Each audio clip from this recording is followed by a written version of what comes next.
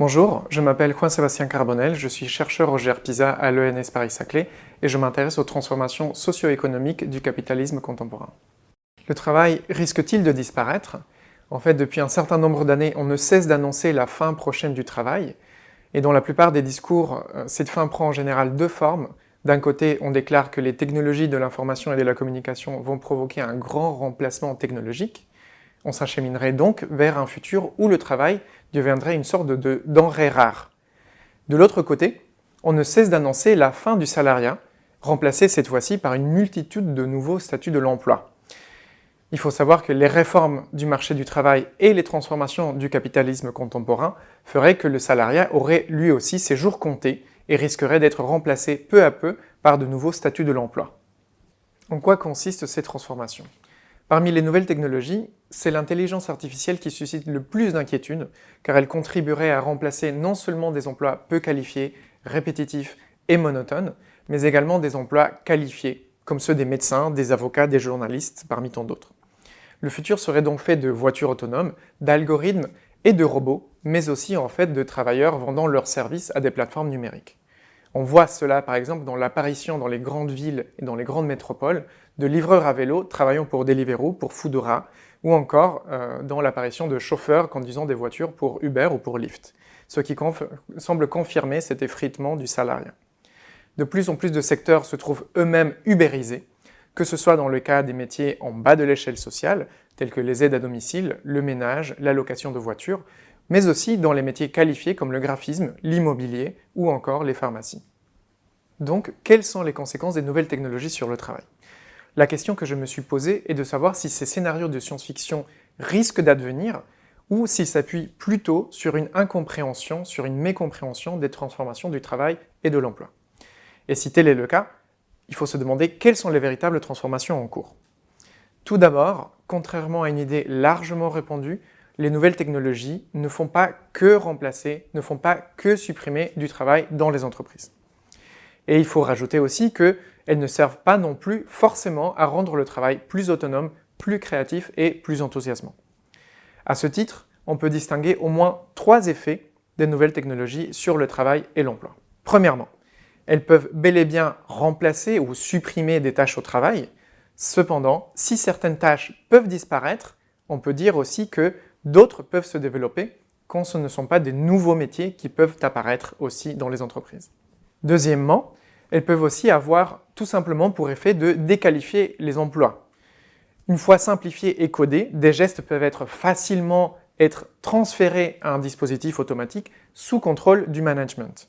Troisièmement, enfin, les nouvelles technologies peuvent aussi avoir pour effet d'intensifier le travail. Qu'est-ce que cela veut dire? C'est-à-dire obtenir plus de dépenses de travail à temps et qualification égale. Alors, qu'en est-il des effets de l'automatisation sur l'emploi? Je voudrais m'attaquer plus spécifiquement au rapport entre emploi et automatisation. Il faut savoir qu'il est très difficile d'évaluer les effets des nouvelles technologies sur l'emploi. Il faut prendre en compte une trop grande diversité de paramètres, s'accorder aussi sur les outils de mesure comme la destruction, mais également le maintien ou la création d'emplois liés à la modification du travail évoqué. Au niveau de l'entreprise, ou plus précisément au niveau de l'établissement, à production constante, bien sûr, les nouvelles technologies peuvent bel et bien être un instrument de suppression d'emplois. Quoique, comme je l'ai dit plus haut, ce n'est pas toujours le cas. Cependant, on peut dire que les choses se compliquent au niveau de la branche ou du secteur d'activité. À ce niveau-là, en fait, la baisse des effectifs peut être imputable à d'autres facteurs, comme les restructurations, l'introduction du lean management ou les plans de suppression d'emplois successifs dans l'industrie. S'il n'y a pas de grand remplacement technologique, le salariat ne risque-t-il pas de disparaître? Si le travail humain ne risque pas de disparaître, alors ne se trouve-t-il pas lui-même aussi transformé? Et, dernière question, ces transformations ne finiraient-elles pas par en changer la nature? Aujourd'hui, une deuxième thèse en vogue est celle de la fin du salariat et de la précarisation généralisée de l'emploi.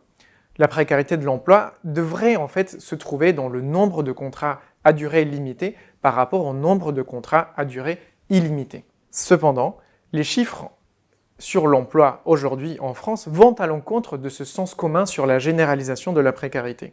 Non seulement le salariat, lui, demeure très largement la norme en France, mais aussi 87% des salariés le sont en CDI. Et on constate en fait les mêmes chiffres dans d'autres pays européens, comme au Royaume-Uni, mais aussi outre-Atlantique, comme aux États-Unis. Malgré ceci, bien sûr, le travail ne cesse de changer sous l'effet de nouvelles forces. On pourrait dire qu'au lieu d'une disparition, il faudrait parler d'une multiplication du travail à l'échelle mondiale dans de nouveaux secteurs d'activité et sous de nouvelles formes. En quoi consiste cette multiplication du travail? On peut dire qu'au lieu de supprimer des emplois, les nouvelles technologies ne cessent de faire venir au monde de nouveaux travailleurs. Je parle bien sûr des travailleurs des applis. La particularité de ce travail pour des plateformes numériques est le fait que ces travailleurs sont soumis à un management algorithmique et aussi à un système de rémunération à la pièce, notamment dans le cas du work on demand via app, qui consiste en fait tout simplement à mettre en lien un client avec un travailleur ou un fournisseur de services. Ce travail pour les plateformes numériques est également fortement invisibilisé, malgré le fait qu'il fasse souvent le succès d'un grand nombre d'entreprises du numérique. C'est le cas du crowdwork ou du micro-travail, qui consiste aussi tout simplement à sous-traiter un travail à une foule de travailleurs anonymes en ligne.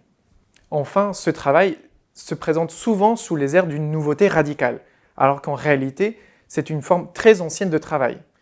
Un système de travail similaire existait au XIXe siècle, c'était le tâcheronat. À cette époque, malgré la révolution industrielle, beaucoup de travailleurs travaillaient à domicile ou n'étaient pas directement embauchés par un patron.